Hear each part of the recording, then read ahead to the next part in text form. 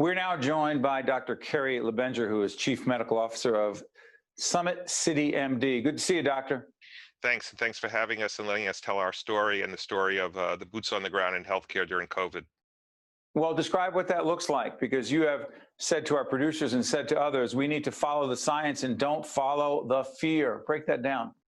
Yeah, so the science tells us who are the high-risk patients, who aren't, the incidence of the COVID-19, what the treatments can be, what the treatments can't be, and over the last 6 months from a disease that was not known, although coronavirus, as you know, it causes Right. the common cold, to our knowledge now, every day is a change. We now know who are high-risk people, how to treat better in the hospital. But even with all that, the science told us from 500 years ago that everything that Dr. Fauci and our leaders have been telling us still holds true. Masks, washing hands, and socially distancing are the best way not to get an infectious disease. By the way, by way of background, Dr. LeBenger completed his fellowship at New York Hospital Cornell Medical Center, which is in fact where Dr. Fauci also studied, correct? Correct. Tony has been well known to all of us. I'm older, almost as old as Tony is. We were at Rockefeller University. Tony was a leader in what we call vasculitis in the 70s. Then with the AIDS epidemic, became one of the world leaders. And then every few years pop up with whether it be SARS, MERS, H1N1. So we all have a great relationship, although from afar, and his leadership has told us to follow the science. By the way, let me make it clear to folks that Summit CityMD is in fact an underwriter of our healthcare programming. Doctor, I want to follow up on something. The vaccine issue. How much should our focus, from your perspective, be on the vaccine? I know there are multiple clinical trials right now. And how much should be on therapeutics, but also on protecting ourselves and protecting others?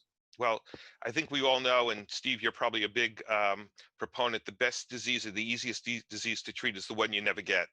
So by protecting yourself is the first layer. And until there's an effective vaccine, and let me say, there's going to be an effective vaccine. You're confident? I'm confident. I'm a clinical immunologist.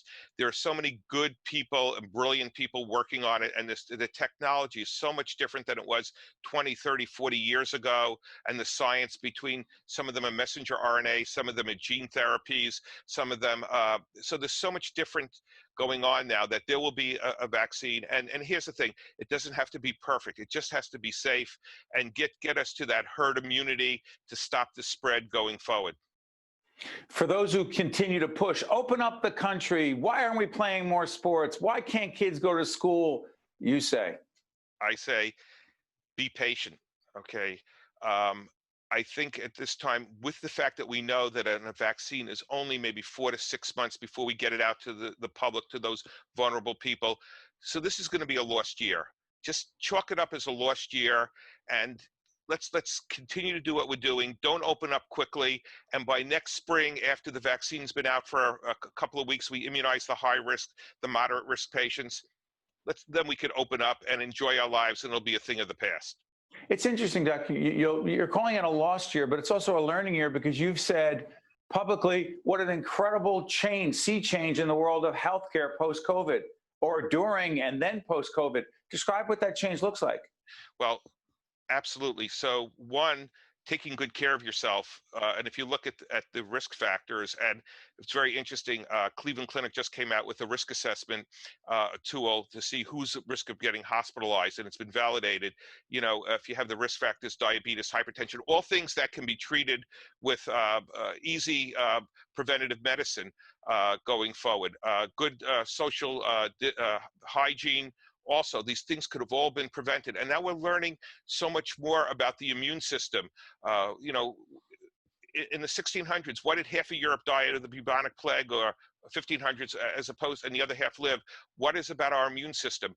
And we're learning so much from this disease. Now, it's sad that, you know, so many hundreds of thousands of people have had to give their lives. And That's right. it's kind of disrespectful when we see people socially being irresponsible. It's Or disrespectful for not the health. wearing masks, Not refusing to wearing wear a masks. mask, like it's a political statement. Right. So I tell to those people, you know what? It's a political statement, but you know what? Make your political statement in 6 months. Right now, why don't you just respect the people, like your loved ones, the people, you know, you have a responsibility. You know, you are your brother's keeper.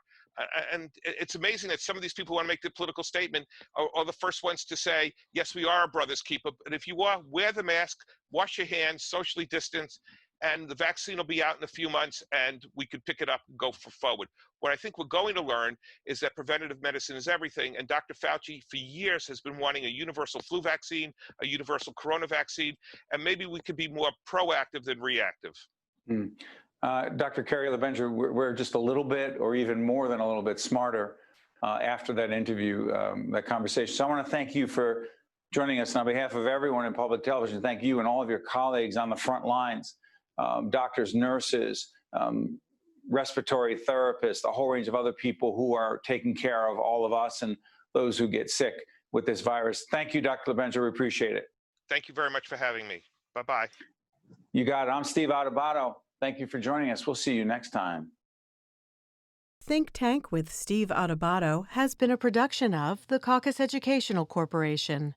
Funding has been provided by Johnson & Johnson, TD Bank, New Jersey Sharing Network, PSC&G, the Northward Center, the Russell Berry Foundation, NJM Insurance Group, the Fidelco Group, and by the Adler Aphasia Center. Promotional support provided by AM 970 The Answer and by NorthJersey.com and Local IQ, part of the USA Today network.